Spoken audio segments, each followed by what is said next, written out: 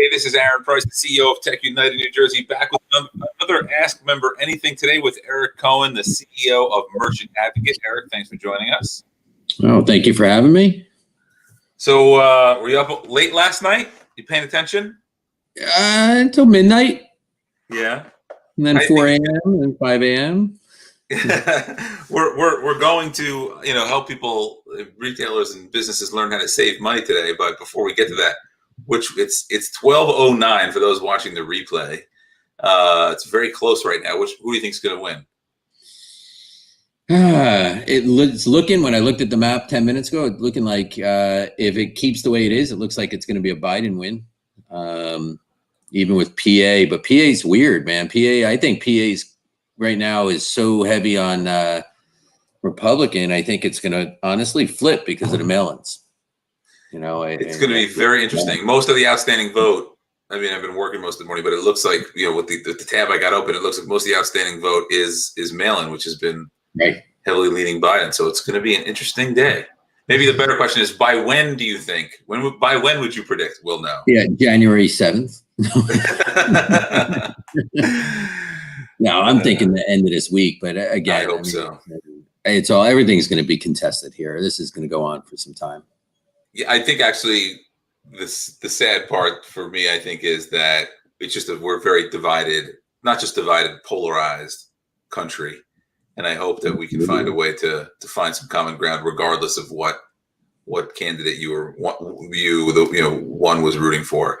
Let's jump into Merchant Advocate. Where physically are you located?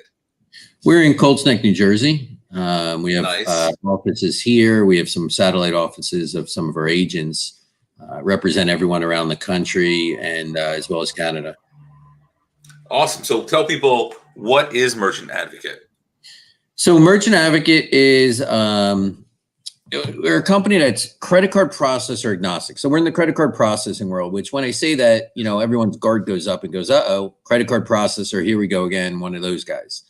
And I used to be a credit card processor and a sales office. And the one thing I notice is it's an unregulated industry, lots of complication, easy to have processors raise rates. And, I built Merchant Advocate, started it 15 years ago to be processor agnostic, to sit next to my clients and the business owners versus across from them and help them really understand the merchant services bills, have them understand how to optimize and lower their rates and never have to switch their processor ever again, and really become the watchdog of the industry because, quite frankly, it is unregulated, probably not going to be regulated anytime soon. And there is no watchdog. There's no one watching these rates and fees. And every penny adds up, especially in today's world and economy. It seems like processors are raising rates every single day and that we hear about, which is kind of not so good in the economy we're in. But that's why we created the company. I wanted to do something good in the industry. And I really think these business owners work hard and they need the help deciphering what's going on. So tell me how this works exactly, right? And for those who are not so familiar, certainly some people in the tech industry, many use a service like a Stripe for credit card processing. Whether you use a Stripe or some more traditional provider, but explain to people, what is the fee structure that they're likely paying right now? Right. So if you're using a Stripe or Square, you're usually on a flat rate, which is probably the worst thing for you. There are 10 different pricing structures, and that's being nice. There's probably hundreds of different pricing structures. But what happens is Visa, MasterCard, and their banks have set rates. The credit card processors, whether it's Square, Stripe, or it's kind of like aggregators or processors or First Data, they come up with all different pricing schemes. So they'll take the hard-coded price from Visa, MasterCard, and all 600 categories, and then they'll I'll put quotes around, manipulate it, and put it into the market, and they will be able to charge whatever they want. So while the banks are somewhat regulated, the people making up the rates and fees, which is the Stripes and the Squares and the First Datas of the world and everyone else, they could do whatever they want. In fact, they could add fees and call it whatever they want as long as they give you notice on a statement that most people don't read or know how to read the statements. It's not that they don't want to, it's that they're written in a foreign language. So, most people are probably on that flat rate, or they're on some sort of tiered rate, or now they're getting, these guys, that meaning the processors are getting more and more creative and figuring new ways to hide fees and pad true costs. And so what does Merchant Advocate do to help them save money? Right. So the first thing we do is we do a quick audit. No commitment, no contract. We'll look at your program. You send us a couple merchant statements, and we're going to come back to you and say, you need us or you don't need us. Meaning, if we can't save you a minimum of $1,200 a year, right? And if you're a much larger client, we do work with clients that are mom and pops, love the mom and pops, but we also have a dozen professional sports teams. We have Fortune 75 companies. So we have billion-dollar companies as well, right? So obviously we have to save them a lot more for it to be worth it. But, we do a no commitment. We'll do a free audit. If you do need us, meaning there's thousands of dollars, we then go to an agreement that says you'll share in the savings. The only way Merchant Advocate gets paid is if we show you realized savings. If we can't put money in your pocket, we don't bring you value, which means we don't want any money from you, right? We'll share on a contingency basis. So really that's how the process works. Again, quick audit, we'll come back to you and say, yes, you need us or no, you don't.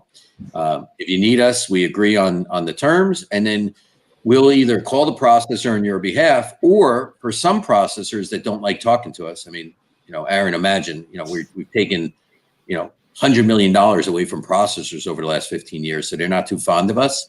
Yeah. Sometimes they make the business owner actually get on the phone and do the negotiations or send the emails. So we'll coach someone through that as well and help them really bring the rates down.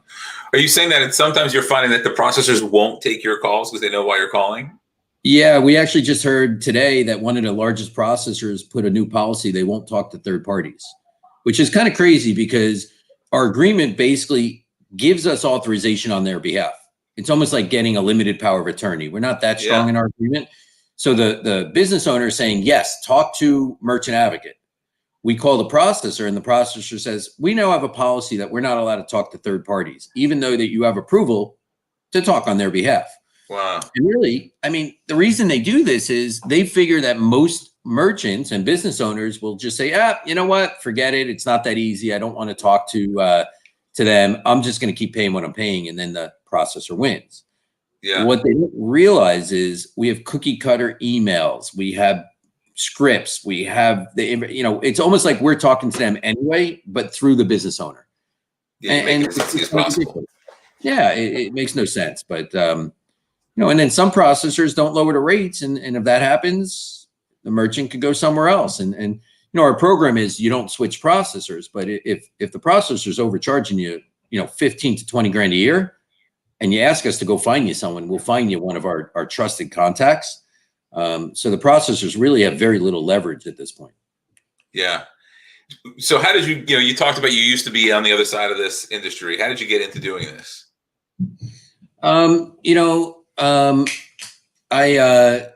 basically saw the writing on the wall, right? I basically looked at the industry and I used to switch people. Like you said, I used to go from processor to processor.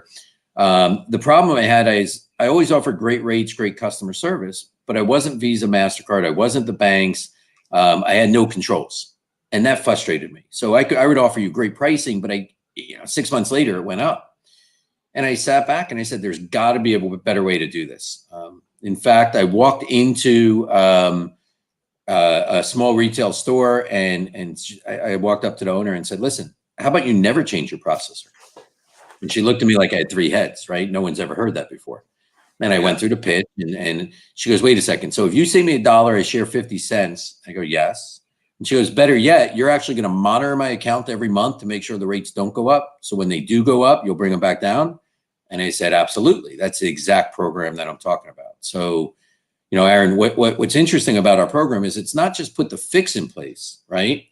It's let's watch the merchant account. We have a team of 30 analysts. We have automation that we're building out. We're looking at every line item on that merchant statement going forward every single month. So when the rates go up or things change, we bring them back down. Yeah. So, and when did you start this business?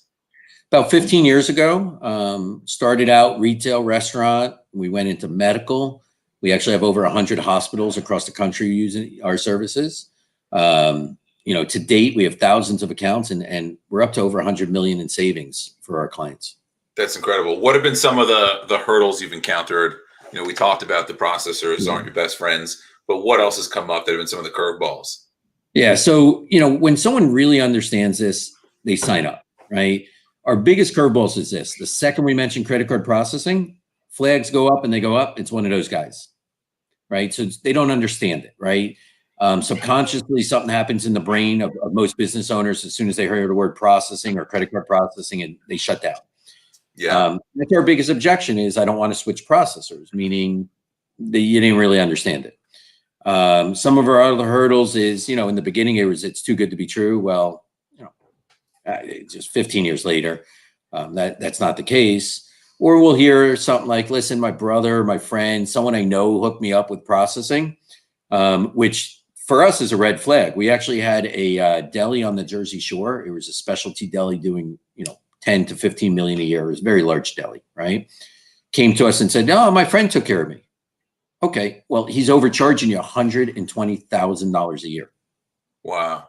So I was like, oh, can I be your friend? Right. Now, do you find when those kinds of things happen, it's because their friend was a sales rep and just sold them their product, or what? I mean, it's because you imply a little dishonesty there, but I'm guessing it's more so just they bought an expensive product, the friend's making, everybody's making money, but that's just how the industry works more so than someone's being deceitful. Is that right? Well, two things happen. The friend came in this case and actually saved them money to begin with, but then the rate creeps up, right? And the friend doesn't look at it. Or the processor may be paying that friend, but only a small percentage, so they don't realize how much over cost this really is. But there are other times where the friend knows they're making $100,000 a year and just they're happy with it. Doesn't say a word, right? Yeah. So what are your hopes for where this goes? You're 15 years in. I know you're working on some interesting technology right now.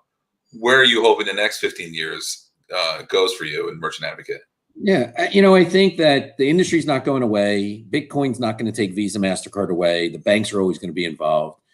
We have become the premier auditing company, right? There's not very many companies, if any, really of our size doing what we're doing. There's a few mom and pop companies. There's maybe one or two others, but I think that we're going to get into a situation where we put on, hundreds of thousand merchants at some point and audit their account and through our automation, right, Aaron? And this is a lot about technology. Is very hard to build the technology to automate these accounts because there's hundreds of different variables. Everyone has a different statement and they could change it in a second, meaning the processor can make changes on the fly, right? Yeah.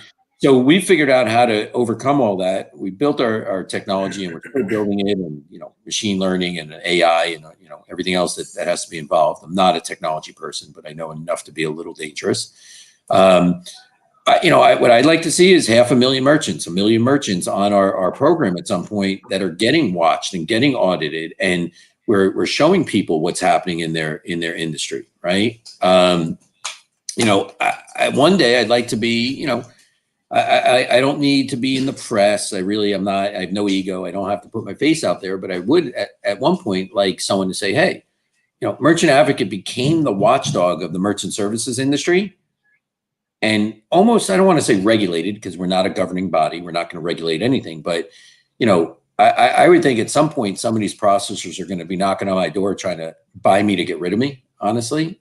And I don't believe in that, and I'm going to be here for the long haul. And when the processors stop talking to us, we'll coach the business owners how to get around it.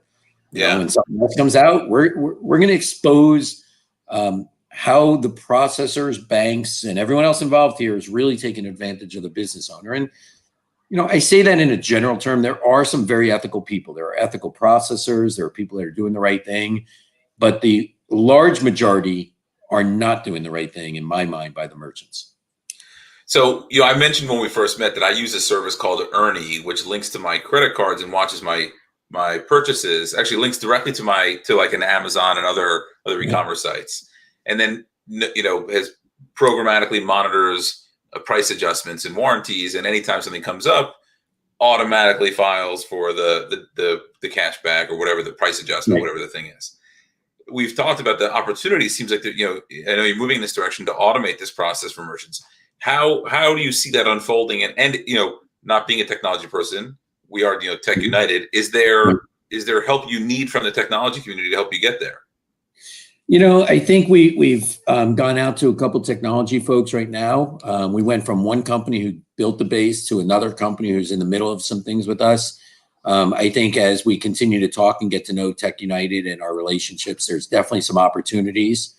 I am probably another 6 months away at this point from rolling something out that it works, right? Obviously, there'll be a lot of extra work behind the scenes. Part of what we've experienced is, to be able to parse PDFs, which is a pretty interesting experiment or whole process. Now that we have that figured out, it's the technology is really, we need to figure out what we need to do with all the data and then have the technology firm take that and build that out, right? We are hiring some more folks. In fact, at some point, what I see with Merchant Advocate is instead of third parties and outsourcing, I actually see us hiring some pretty big technology folks, whether they're W-2, whether it's consultative, whatever situation it is. But my understanding of technology companies is if you're going to become a technology company, because that's really where we're headed, right? If you don't have your own technology folks, you can't be a technology company, right? And ironically enough, I'm a big Shark Tank guy. I like watching Shark Tank. I watch it all the time. And someone came in and pitched their idea, and they're going, well, we outsourced the technology, which is good. And, we want our multiple. And, it's funny because Mark Cuban sat back and said, how many in-house technology people you have? It's okay to outsource, but how many do you have in-house? And they said, none. And he just kind of laughed. And he goes, you need to have some technology people in-house. You can't be a technology company and outsource 100%. You need some internal fixes. So we have that and looking at that, and then find our right partners like yourself and other people in the technology field that really understand machine learning versus AI versus, everyone wants to use AI as a buzzword, right? I mean, that's how someone like myself outside technology, everyone hear AI, okay, there's a buzzword. I think for us, it's a combination of AI and actually machine learning. Right? My understanding is a little different, and really getting that going. But our first step was to be able to parse the data. We know how to do that. Then really, what do we want to do with the data and how do we use it in our tool so that we could go out on a large scale and actually be able to multiply this, right? Because you can't expand. You can't have 100,000 merchants and do it all by hand. It's just not possible. That's right. And you're absolutely right about, especially if you're thinking about really turning into a tech company, the team, especially the tech team, is so critical. Your ability to be nimble and adding, when you talk about the multiple, giving you, the ability to drive real value for the long term, is directly correlated with the team you have driving the ship. So I definitely echo that. And I'm sure, when you talk about hiring, for those who are potentially looking, what kinds of roles are you bringing on, and where would they find them? Yeah. So, when we first wrote this, it was like a .NET program that we were using, which we're open to different technologies.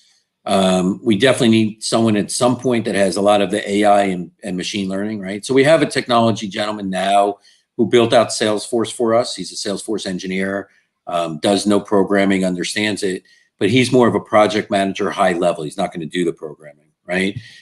We go back and forth on, do we outsource this and do another third party, which is okay, or do we start looking? There's a lot of people out of work right now. There's a lot of people that, a little different in the tech industry. It's not as bad as some of the other industries, but New York, I was in New York actually 2 days ago. It's all boarded up. It's quiet. It's kind of eerie in New York. So there are a lot of very smart people with the backgrounds that eventually we'll need. I think that, if anyone's out there and is looking, I think that there's opportunities in the, hey, can you help with parsing more PDFs, right? Can you help write that code, whether we use a .NET or something else? Then what are we going to do with the information and how are we going to put that into dashboards and those type of things? And we're really open to that idea of what does someone think? When we talk to someone and they raise their hand and they say, hey, I'm looking for a position, is it now the right time for Merchant Advocate to bring that technology in-house? And it's a very good question. We're open to those ideas and conversations. And I mean, just like our Salesforce engineer, we weren't really looking, we were looking for third-party companies, and I guess the universe opened up. This person was out of a job, and we found them, and it's been, one of our bigger hires, but it's been probably one of our best hires to have someone that could work on that technology every day and not have to think about, oh, I got 10 other projects, on my plate. Yeah, absolutely. So we're going to wrap in a moment here, but what Mhm. more, this is about kind of a give and get community. So for those, what's something that this community could potentially help you out with? I think introductions to anyone that has a business taking credit cards. I mean, obviously, don't get me wrong. I opened the business because I do like to make money, right? I'm here to make money and give back as well. But at this point, with the way the economy is, with this, everyone unsure of what's going to happen here, I've kind of taken the approach that I want to give back. I want to help as many merchants as possible and many business owners, whether it's, giving them a deal that makes sense, really taking care of their credit card processing, especially now because we're seeing these increases. So, as the community, listens to this, anyone that takes credit card is a viable candidate for us, right? And I want to be clear, online or off, right? Anyone, right? So it could be, huge e-commerce companies, it could be service companies, manufacturing companies, hospitals. It's kind of like the old saying, there's an old commercial from Visa, it's everywhere, right? That was their slogan. What's unique about Merchant Advocate is anyone that takes credit cards is a client of ours. Yeah. And if they're really small, like $10,000 a month or less, we might not be able to save them money, but maybe they want us to monitor the account. Maybe they just need a little bit of help, and someone that's doing 10 grand a month, is a smaller business. If I could save them $50, $60 a month, I'll do it for free. It's not worth it splitting it up and sharing it. It's just good faith. And then if there's some folks listening in that say, hey, I am looking for a job, or I do have a very, very, if someone in here knows someone that is extremely talented, looking for something full time, we're probably not hiring to Q1 at this point because we're at the end of the year. And again, you asked me about the election and everything else going on, and we have a pandemic. The world's upside down right now for the next couple of months, right? Yeah. Give it another 2 weeks and everyone's in holiday mode. So, but would love to know if there's people, I do like hiring people in the local area because I like to see them. However, we're open to a lot more long distance now because we've been virtual since March. And I don't think we're probably not going back in the office anytime soon, right? So we can do things virtually. So those are the two things we're looking for out there in the community. If anyone has contacts like that and businesses and or people that are out there looking for work, we would love to talk to them. Awesome. Well, Eric, I really appreciate it. I think Merchant Advocate's a really interesting business. I'm so glad to have you guys part of the TechUnited New Jersey community. If you take credit cards or know someone who does, I've done this before. I've made the call. I've been the Eric negotiating 1,000 of these deals for myself, because I know, I saw I forget, the analyst fee, the statement fee. I mean, there were like 800 fees of stuff that were insane. So if you don't realize that, or even if you do, but you don't have the time to deal with the headache, Eric can save you real money. So check out merchantadvocate.com. Eric, really appreciate being with us today. Hopefully we'll see you in person or online sometime soon. Sounds good. Thank you very much. Thank you. Take care.